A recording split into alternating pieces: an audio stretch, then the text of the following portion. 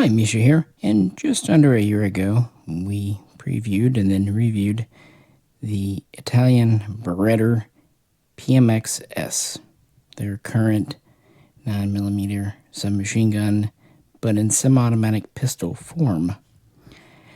And this might be this is subjective, but I really like it. But I've also heard people don't like it for the same reason I do. This is a kind of a posh Tech 9. And you either love it or you hate it. But I grew up in the 80s Tech 9s, and I also think it's neat that it does have some police and even military service behind it. And while it does come with Beretta mags, it's compatible with B&T mags, and I already own a B&T. So with that, I thought we would do an update. I've actually had this out shooting a couple of times since that last video. And, well, one of them was late last summer. And it continued to run well for us. Let's give the Beretta PMX-S another go.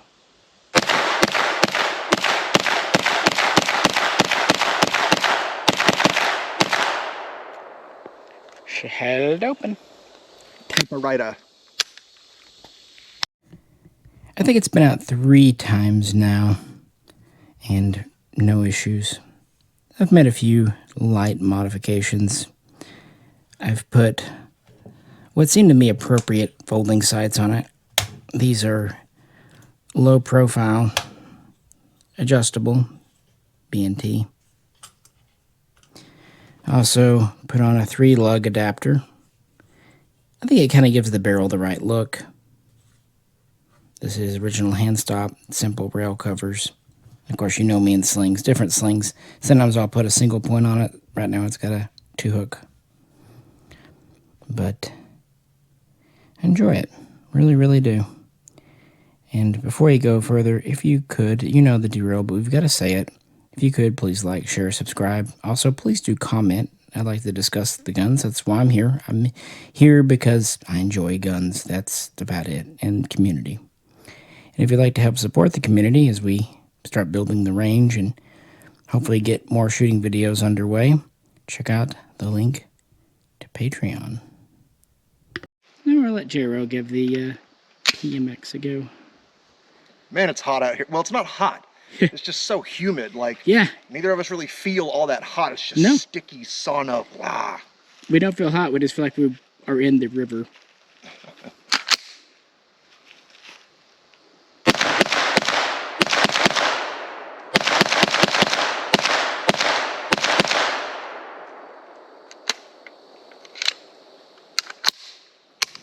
What do you think? Smooth as silk, man. I really do love these PMXs. And I mean, really, even without the stock extended or any of that, it's still pretty easy just to kind of hold it and run it.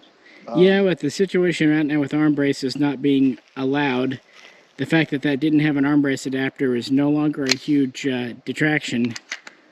And I don't know, it's one of those guns that obviously it would be better with the stock or even a brace on it, but it's still shootable without.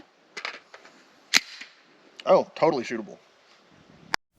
So there, Jero likes it too. I think honestly more than Fox did originally. You never know though, he might need a second to go at it. And at least 9mm is something that's remained affordable throughout the last year. But in that video, it was recorded, like I said, last summer when the whole brace situation was in question. And I do feel like this is still manageable even without a brace. Some guns just aren't. Or just aren't fun. Like the Uzi Pro, as much as I like it without a brace, what's the point? But since that time, braces are back in the clear. And what's nice about the way Beretta did this, you do have a standard just socket for a sling swivel back here. But this block actually fits in with a standard hinge and rear pin. Now, people pointed out, while it does have the hinge for a foldy thing, it doesn't have the hook on the side. That's unfortunate. But I want to try this with an arm brace. And now they are available. let's check it out. And removed. Quite a robust hinge with 5 sections in total, and a hole on this side for a catch, flat in there. This is the polymer block, and this is the very long roll pin, which actually we're going to need to reuse, so luckily I did save it. Well, that was easy enough. Usually what I do when I install stocks or similar is I will actually put them in neither folded or straight out position, kind of 90 degrees. Seems that kind of gets things lined up better. Keep in mind too, we have a total of 5 pieces to line up here. And it is very tight, but not overly so. And it uses the latching mechanism. Over here, we have a button, and then the 2 nubs where it locks in. Now, one thing I was worried about was folded. As I mentioned earlier, there's not a lock on the side or a hook, but since this fits very tight and it's quite smooth, it's not going to come undone. I'm going to need to relieve something in here just a bit to let this latch easily latch in. Those holes seem a little undersized. Again, they're plastic. I even noticed that with the hinge. There was just the tiniest bit of polymer shaving that came off when I drove it through. That's the nature of plastics, polymers. They tend to be undersized by their very nature. So, the last step, figuring out how to get this Velcro strap on properly. It's held on with the screw down here, over here. Yeah, here's a little bit of that. That's how much I mean when I mean plastic shavings, that much. They came off on the middle section when I drove it through. Yeah, I think that's from that. So let me put this on, then we'll discuss this US-made arm brace for the PMX-S. Alrighty, I got it together. And when folded, it actually lines up quite nicely with the edge of the magwell, not obstructing the trigger guard at all.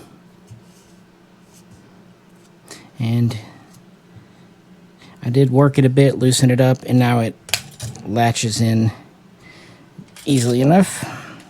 Again, better to be tight than loose. I was gonna kind of file it, but I just hit it once or twice with a file, and the rest I just kind of worked it, pulling this up and down, and now it latches quite good. Still very stable. No real complaints with the fitment there. So, what do we have here? This is a modular arm brace. Here's the box from A3-Tactical for the PMX. This is not something that was sent to me. Not a T&E. In fact, they didn't even reach out to me. I completely found them the old-fashioned way of Google. I Googled PMX-S arm brace, and they were the top hit. I asked Fox how they looked. He said they looked good. And it was on my to-do list and probably stuck there for like 3 months because, unfortunately, my own projects tend to take a back seat to customers and just life. But finally, I had a little time just a week ago. Called them up, ordered. Took just out a week to get here. Not bad at all. And they had a few options you could go with. Of course, there's the latch itself for the PMX. It comes pre-assembled. You just put it on your gun. The arm here is aluminum alloy. It's actually very lightweight. These are M-lock slots. And then the second piece, the arm brace, bolts on with 2 screws. And if you were to SBR it, they do make an actual butt plate. You can also get an arm that comes down, kind of angles down. They call it an offset. And they do make cheek risers, but that didn't really seem necessary for this. I wanted to keep it straightforward, simple, and I told them, above all, lightweight. By the way, this is a plastic piece or polymer. They do have a metal version, but again, I wanted to keep it lightweight. Now, as J-Ro and I said last year, yeah, a brace isn't necessary for this gun, but I thought it would be nice. And now that they're perfectly legal again, why not? So with that, let's take it back out to the range. See how it shoots with the brace. Kind of compares it better, maybe worse, who knows. And the good news is it won't be 90 degrees and 108% humidity like it was last year on those first couple of clips. So we'll see how it performs. Besides, I've been wanting to get the PMX-S back out because, yeah, I do find it a lot of fun.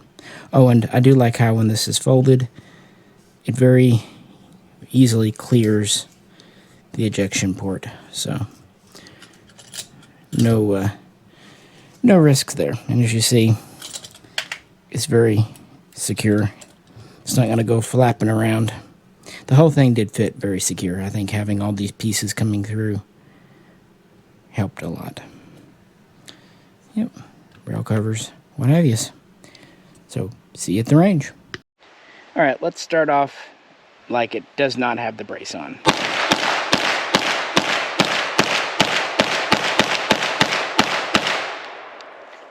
Held open. Yes, it did. And now I'll try it with the brace deployed. Did I have that? Okay.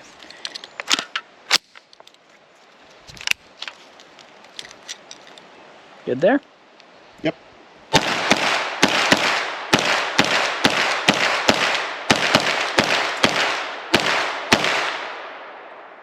Held open again. So far, so good. And I wanted to just briefly mention the magazine. So, in the US, I've just seen this full size here. That is actually Beretta with the big base. Double stack, double feed, metal feed lips. Very easy to load and get in the gun. But one of the positives for me, for the PMX, even if the Beretta mags aren't the easiest to find, it's fully compatible with Swiss, Brugger, and Thomat B&T mags, which themselves were inspired by the original Steyr TMP. They're almost identical in length and, frankly, size, with a 30 round B&T with the rubber bumper on it. That's of course a removable part. Here's the same mag pattern without it, just with the standard base. And as you can see, it's considerably shorter than the Beretta and has a much narrower base. And there are other capacities readily available too. Here we have a 20, and here we have the compact 15. And we've tested these all in the PMX, and all fit, feed, function, just Jim Dandy. Even the little 15 fits in the mag well, maybe just barely, but it does. These are originally made for the MP9/MP14 in Switzerland, so they're the size of its grip. For these 15s and 20s, finding a magazine pouch pretty easy, but the 30s are pretty long, and then if you go to the rubber bumper or the Beretta mag with the big flared base and the extra length, yeah, you do have to kind of look for pouches. Here are two I use. This is actually an Italian military surplus pouch. It was originally made for the BM59, or really more importantly, the PM12. You can see the 3 pockets in the back. Maybe. Sorry. Or the kind of open front.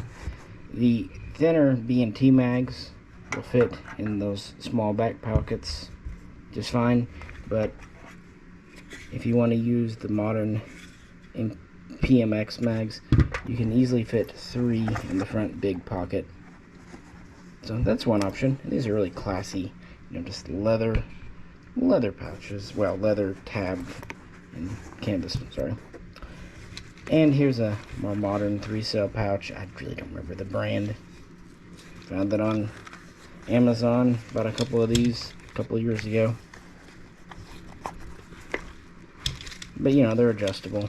And really any pouch with more of the open top will work for these big bumpers or big ends. Probably any pouch meant for like a Glock extended mag. But yeah, I just wanted to point that out. You know me and pouches, mags. And so I just wanted to mention that, yeah, you have some mag options, even if right now we just see the one size for actually Italian, the Swiss, and presumably even the older Austrian would work just fine. But you've heard enough from me, so let's hand it off.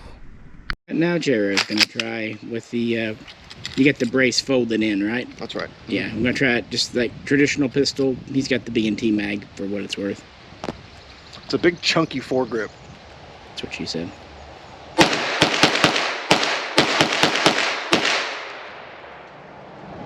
Alright. Alright. And now with the brace active.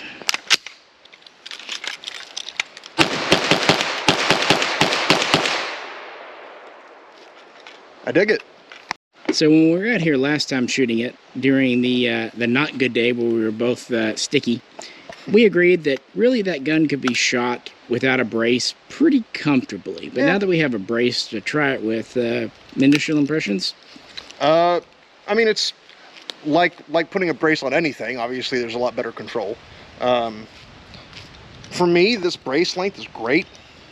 I don't necessarily like something that's too big and long and hard to operate. You know, it really just, it snugs up easily. It's comfortable. You know, I mean, there's not a lot to it, but it wasn't at all uncomfortable. Like, it doesn't feel like it needs more padding or anything like that. The thing that was weird to me with having the charger here on the left-hand side is when I had the mag in it, if I'm looking at it from this side, the bolt appears to be all the way back. But if you're looking at it from the left-hand side, it looks like the bolt is stuck halfway back, like you'd had a malfunction at first. Because you can see right through the side of it into the top of the mag, and so it looks like it's halfway, like it had jammed up or something. You look at it over here, no problem. And so it was a little off-putting at first. I had to stop and look at it and go, oh wait, no, that's exactly how it's supposed to look. Well, and that's what you want to do with firearms. If something doesn't look right, stop. Right. I mean, worst case, yeah, you're not familiar with the gun, no big deal, no harm, no foul. But if something's wrong, stop. Right.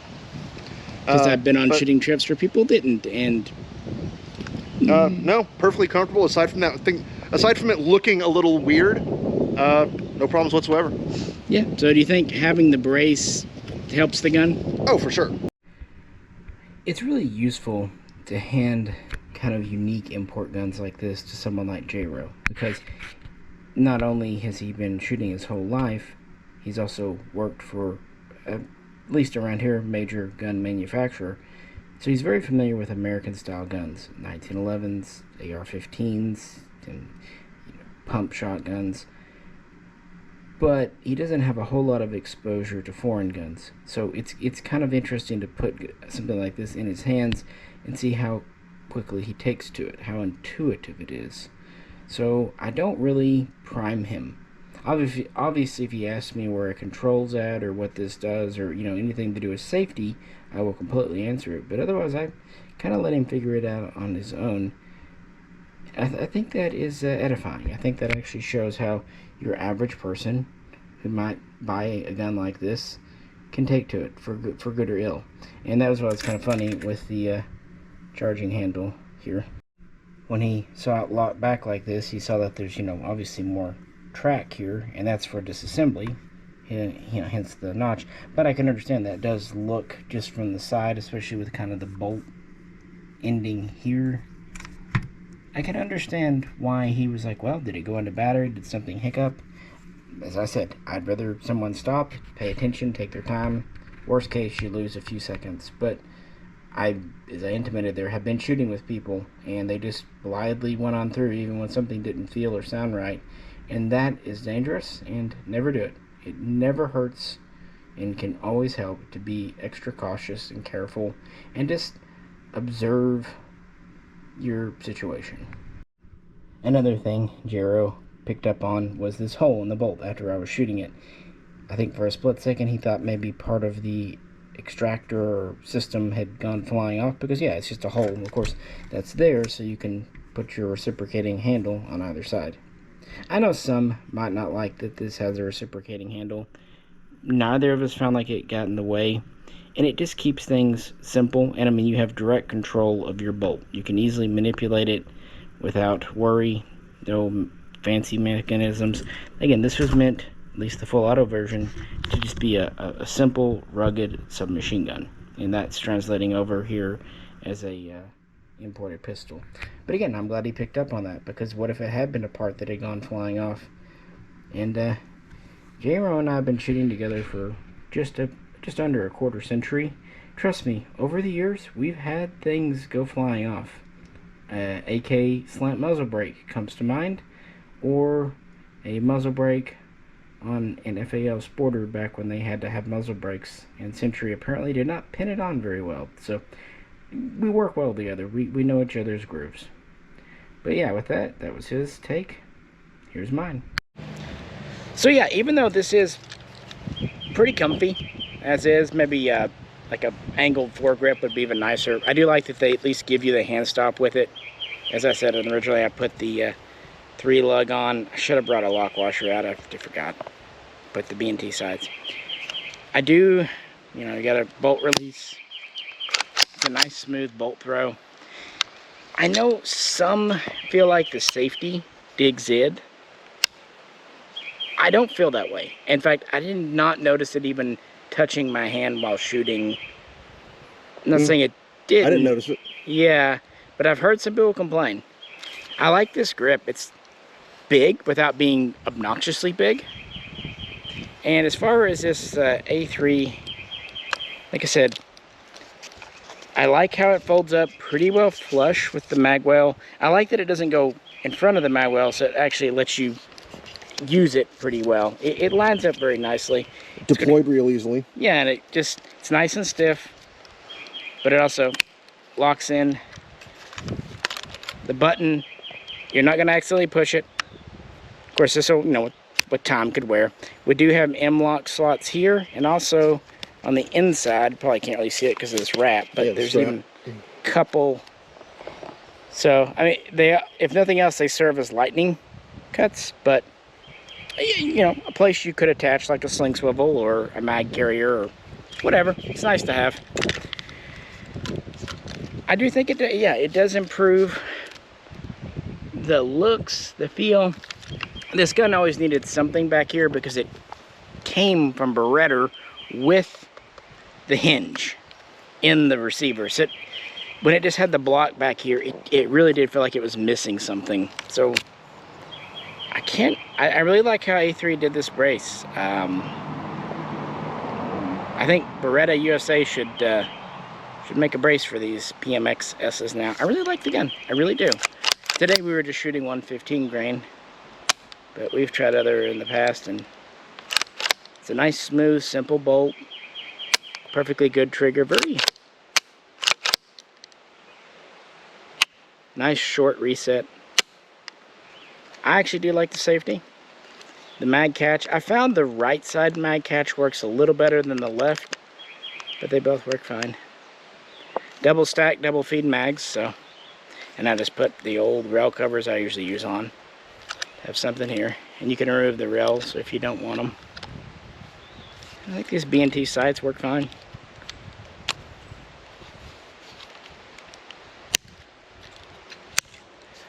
So yeah, I am not shocked that it continues to run well. But I'm pleasantly happy with this brace I put on. Only took me about 6 months to do it. Alright, figure one more mag to the PMX before we move on.